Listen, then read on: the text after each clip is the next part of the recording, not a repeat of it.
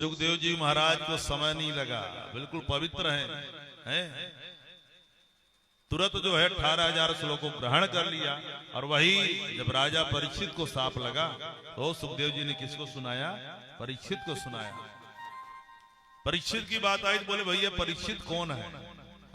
तो यहाँ से परीक्षित जी का चरित्र पावन प्रारंभ होता है। महाभारत की पावन कथा में हम लोग यहाँ से प्रवेश करेंगे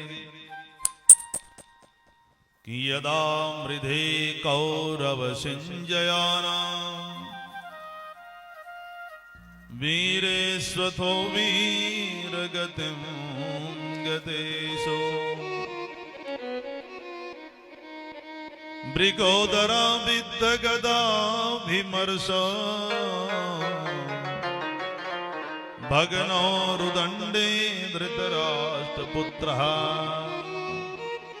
सूत जी महाराज कहते ऋषियों, बात उस समय की है जब महाभारत का अंतिम युद्ध चल रहा था।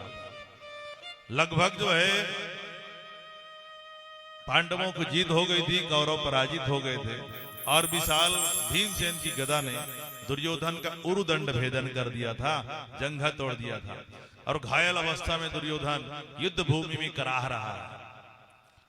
तमाम सौ बिखरे पड़े हैं। आकाश से बड़े बड़े चील गिद्ध दूर से दृष्टि लगाए हुए हैं और बड़ी तीव्र गति से आए थे। किसी सौ का आंख निकाल के ले जा रहे हैं, किसी का मांस नोच कर लेके जा रहे हैं, कहीं कुछ लेकर जा रहे हैं। और दुर्योधन भी वहीं पड़ा हुआ है अधमरावस्था में। इसको भी मृत समझ करके बड़े बड़े पक्षी चील गिद्ध ऊपर से आर करके बड़ी तेज गति से झपट्टा मार रहे हैं। और भगाते भगाते दुर्योधन बड़ा दुखी हो रहा है। उसी समय उनके गुरु द्रोणाचार्य का पुत्र कौन आता है? अश्वत्थामा। अश्वत्थामा आया। अरे बोले मित्र, मैंने तुम्हारा वो राज वैभव देखा है, कितने प्रसन्नता के साथ रहते थे, तुम युवराज थे, आज तुम्हारी ये स्थिति। अरे मित्र, मैंने तुम्हारा नमक खाया है, बताओ मैं तुम्हारे लिए क्या कर सकता हूं? जो कहोगे मैं करने के लिए तैयार हूं। तुम्हारा नमक जो है मैंने खाया है। बोले मित्र, मेरे को इस बात का दुख है कि हम 100 भाई थे, लेकिन 100 में एक नहीं बचा। लेकिन दुश्मन केवल 5 भाई थे, उसमें से एक भी नहीं मरा। अरे 5 में एक मर जाता, गिनती बिगड़ जाती तो मेरे मन को थोड़ा शांति मिलती, लेकिन एक भी नहीं मरा। अश्वत्थामा कहता, मित्र तुम एक की बात करते हो, मैं अभी जाता हूं, 5 का सिर लेकर के आता हूं। और ऐसा कह करके चला गया। रात्रि में सोचता है कागउलूक न्याय से हमला करूंगा। कागउलूक न्याय क्या है भैया? रात्रि में एक वृक्ष में कौवे बैठे हुए थे, अकेले उल्लू ने जो है हमला किया। तो क्या हुआ? कुछ कौवे मारे गए और कुछ कौवे उड़ करके भाग गए। अकेले उल्लू ने विजय प्राप्त कर लिया। तो सोचा सोते हुए पांडवों को मारूंगा, क्योंकि पांडव इतने शक्तिशाली हैं कि इस समय उनसे जीतना मुश्किल है। महाभारत जैसे युद्ध को उन्होंने लगभग जीत लिया है, तो डर भी है। कहते रात्रि में हमला करूंगा। और इधर पांडव गए हैं शिविर में, भगवान के चलो भैया आज विजय की रात्रि है, आज कहीं जाके आनंद मनाते हैं, आज सोने की जरूरत जो है नहीं है। जाको राखे साई या मार सके ना कोई। जिस पर भगवान की कृपा होती है भैया, उसे कोई कितना भी प्रयास करे लेकिन कभी भी मार नहीं सकता। बोले राधे राधे। भगवान ले गए, लेकिन उधर पांडवों की सूनी सैया पर 5 पांडव पुत्र जो देखने में पांडव जैसे थे, नन्हे नन्हे बच्चे आकर के सो गए। और रात्रि में अंधेले में आता है अश्वत्थामा और 5 का सिर काट के ले गया। 5 बच्चों का थाली में सजा लिया, गया युद्ध भूमि में। अरे मित्र देखो देखो देखो, तुम एक की बात कर रहे थे, मैं 5 का सिर ले आया। दुर्योधन बड़ा प्रसन्न होता है। पहले बड़ा प्रसन्न हुआ, फिर देखा, बोलो दिखाओ। और देखा तो कहा, अरे मूर्ख, तुमने क्या किया है? ये पांडव नहीं, पांडव पुत्र हैं। इनको मारकर तो तुमने हमारे कुल में कोई पानी देने वाला भी नहीं छोड़ा। और अत्यंत दुखी होकर अपने प्राण को ही त्याग देता है। और इधर प्रातः काल होता है, जब द्रौपदी मैया को इस घटना को पता चलता है तो छाती पीट पीट कर जो है रोने लगती है। कि माता शिशोना निधनम सुताना निशम्य घोरम परितप्यमाना माता शिशोना निधनम सुदाना निशम्य घोरम परितप्यमाना तदा रुदधबाष्पगला कुलाक्षी ताम शान्तयन्ना किरीटमाली। द्रौपदी छाती पीट पीट कर रोने लगती है। हाँ, कि मेरे नन्हे नन्हे बच्चों को किसने मार दिया, किन दुष्ट ने घृणित कार्य किया। अर्जुन को पता चला, बोले देवी चिंता मत करो, ये दुष्ट ने कार्य किया है, उसको मैं तुम्हारे आंखों के सामने प्राण दंड दूंगा। संकल्प कर दिया और रथ में बैठकर पीछा कर लिया, जिस रथ को स्वयं गोविंद चला रहे हैं, ऐसे रथ में बैठ गए। अश्वत्थामा डर के भाग रहा है आगे आगे, और डर करके सोचा इसे छोड़ेंगे नहीं, ब्रह्मास्त्र चला दिया। अर्जुन डर गए। भगवान बोले तुम डरते काहे भैया, तुम भी ब्रह्मास्त्र चलाओ। दोनों ब्रह्मास्त्र चलाए, ब्रह्मास्त्र टकरा करके जो है शांत हो गए। फिर जाकर के अर्जुन ने पकड़ करके बांध करके रस्सी में रथ में ला करके पटक दिया।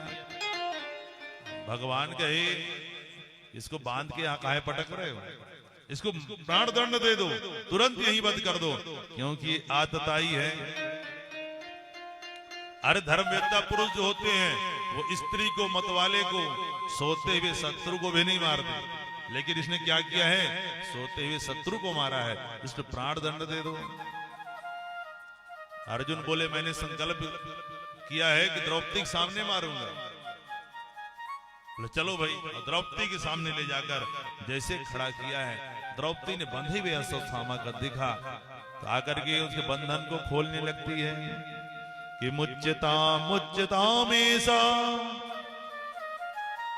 ब्रह्मणो नितराम गुरु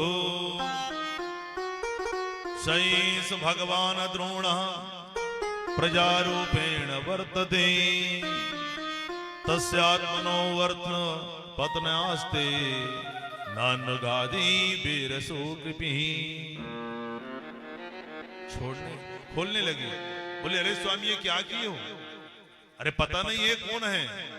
सहीस भगवान द्रोणा प्रजारूपेण वर्तते, अरे आपका गुरुपुत्र है, और गुरुपुत्र क्या होता है, गुरु के समान ही पूजनीय होता है। अरे आपको इतने रहस्य बताए जो किसी को नहीं बताए, ये रहस्य इनके पिताजी ने बताया है आपको, वो हमारे गुरु हैं। अर्जुन बोले देवी क्या कर रही हो, इसके ऊपर दया आ रही है, तुमको पता नहीं है तुम्हारे नन्हे नन्हे बच्चों को जो मारा है, तो मारने वाला कौन है, यही है, इसके ऊपर दया आ रही है। द्रौपदी मैया कही इनके ऊपर मेरे थोड़ी भी दया नहीं आ रही है, मेरे किसके ऊपर आ रही है, इसके माँ के ऊपर आ रही है। कि मेरे को पता है, मैं जानती हूँ मेरे 5 बच्चे मैंने खोए हैं, मेरे को कितना कष्ट है तो मैं जान रही हूँ। अब मेरे कम से कम मेरे 5 पति का सहारा है, लेकिन इसके पास जो है केवल यही बचा है। द्रोणाचार्य जी महाराज जो है इनके पिता महाभारत युद्ध में पधार गए, वो भी नहीं है, तो इनकी माँ कृपी जो है का सहारा केवल यही है, और ये भी चला गया, माँ को कितना कष्ट होगा, इसको क्या होगा। अब बड़ा भारी द्वंद हो गया। युधिष्ठिर जी महाराज बोले बिल्कुल सही बात कह रही है, छोड़ देना चाहिए। अर्जुन जी महाराज गदा संभालने लगे। अर्जुन कहता हूँ भीमसेन महाराज गदा संभालने लगे। बोले सब छोड़ दो, लेकिन मैं छोड़ने वाला जो है नहीं हूं। अर्जुन कहे हमारे संकल्प का क्या होगा। अब बड़ा भारी द्वंद हो गया, कोई कह रहा है छोड़ दो, कोई कह रहा है मार दो। अब क्या करें, सब भगवान की तरफ देखे। भगवान कहे देखो भैया, जब कोई बात समझ में ना आए क्या करना चाहिए क्या नहीं करना चाहिए, उस समय अपनी बुद्धि नहीं लगानी चाहिए। किसकी बुद्धि देखनी चाहिए, शास्त्र की। इस विषय में शास्त्र क्या कहता है। जब अपने को ज्ञात ना हो तो बड़े बड़े ब्राह्मणों से जो शास्त्रों का अध्ययन करते हैं उनसे पूछना चाहिए इसमें क्या करना चाहिए। कि तस्मात् शास्त्रम प्रमाणम च कार्य व्यवस्थितौ बोले शास्त्र इस विषय में क्या कहता है? तो ब्रह्म बंधुर न हंतव्यम आतताई बधारहण मय्यो भय मापनातम परिपाया शासनम। बोला शास्त्र इस विषय में कहता है, भगवान की तरफ देखिए, भगवान बताए कि ब्रह्म बंधुर न हंतव्यम, ब्राह्मण कितना भी आतताई हो उसका कभी वध नहीं करना चाहिए। नहीं, ब्राह्मण कैसा भी हो उसका वध नहीं करना चाहिए, लेकिन आतताई कोई भी हो उसका वध कर देना चाहिए। बोलिए राधे राधे। ब्राह्मण का वध नहीं करना चाहिए, आतताई कैसा भी हो उसका वध कर देना चाहिए। तब भैया अब किसी को समझ में नहीं आया कि ब्राह्मण का वध नहीं करना चाहिए, लेकिन आतताई तो ब्राह्मण भी हो सकता है। भैया क्या करना चाहिए, किसी को समझ में नहीं आया। चूंकि अर्जुन को गीता का ज्ञान था, तो गीता का एक सूत्र याद आ गया कि संभावित सजा कीर्तिर मरणादिरिच्यते। माननीय पुरुष का जो है, जो जितने सम्मानित व्यक्ति हैं, उसका अपमान कर दो तो बार बार मरेगा। कितने बार? बार बार। जब जब याद करेगा तब तब मरेगा। बोलिए राधे राधे। लेकिन कब ब्राह्मण का अपमान कब करना चाहिए, या कोई भी हो ऐसा, कब? जब इतना बड़ा अपराध कर दे कि मृत्यु दंड के अलावा कोई ही रास्ता ना हो, तब कही जा रही है। ये नहीं कि भाई छोटे मोटे बात में ही ब्राह्मण का अपमान कर दिया, ऐसे नहीं। मृत्यु दंड जिसमें निहित हो उसमें ही ब्राह्मण के अपमान की बात जो है कही जा रही है। कि संभावित कहूं अपजस लाहो मरण कोटि सम दारुण दाहो। श्री राम जय राम जय जय राम, श्री राम जय राम जय जय राम। अश्वत्थामा को जो है बाल वगैरह बना के चमकती हुई मणि थी, उसको निकाल करके धक्का मार करके वहां से निकाल दिया जाता है। अश्वत्थामा चला गया, लेकिन मन में संकल्प कर लिया इसका बदला भी मैं लेकर के रहूंगा, ऐसा मन में विचार कर लिया। बोलिए राधे राधे। अब इधर भगवान जो है पांडवों के यहाँ विराजे हैं, कोई पांडवों को भेजना नहीं चाहता। भगवान बोले अब हमको द्वारिका जाना है, द्वारिका जाने के लिए भगवान तैयार हैं। बड़ी कोई पांडव भेजना नहीं चाहता, लेकिन अंत में सोचे उनको जाना ही पड़ेगा। तो भगवान तैयार हुए, रथ तैयार हुआ भगवान का, और बड़ी दिव्य झांकी है। रथ में एक चरण रथ में, एक चरण रथ के नीचे, एक हाथ से रथ को पकड़ा हुआ है और एक हाथ से आशीर्वाद मुद्रा में ऐसे खड़े हुए हैं। उसी समय एक बाल विधवा नारी आती है दौड़ते दौड़ते, और आकर के भगवान के चरणों को पकड़ ली है। क्या कहती है कि पाहि पाहि महायोगिन देव देव जगतपते नान्यम तद भयम पश्ये यत्र मृत्यु परस्परम। अरे प्रभु पाहि मां, मेरी रक्षा करिए, रक्षा करिए। भगवान देखे भैया कौन कहां से आ गई, अरे ये तो कौन है, पांडवों की कुलवधु है, अभिमन्यु की स्त्री जो है उत्तरा है। कौन है? अभिमन्यु की स्त्री जो है उत्तरा।